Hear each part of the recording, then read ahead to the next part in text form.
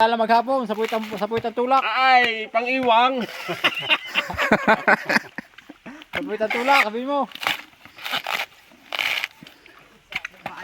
Ay, Hindi na marunong si Ater mahapas. Baliktad oh. ay baliktad nga. Ay ko kay ima kung kasi ari na ganari. Bay-ari ah. Hindi ari. Abay. Ay, pang-iwangin. Ay. Kaya po, hindi marunong manguray, sabihin mo. Oh, Ay, putang ka lang. Ay, ginawa din eh. Pang-iwang oh.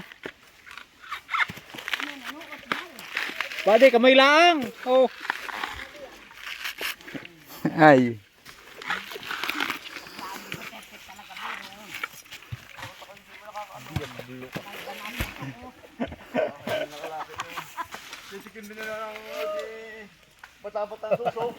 Ay.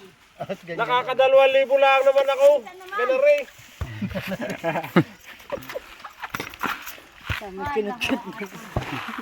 Sabi ikaw ay matatay. Hindi na marunong. Apo. Doon eh. Ha?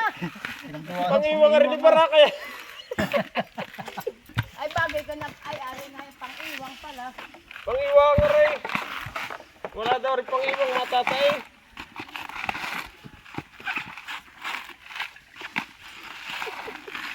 Lalo kasi sa puwet niyan.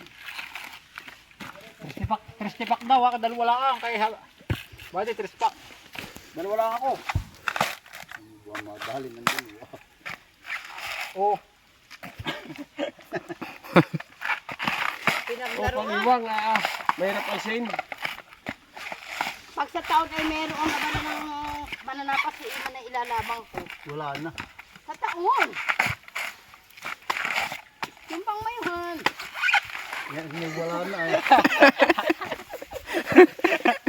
Ano ang tama? Sa ibang iwan.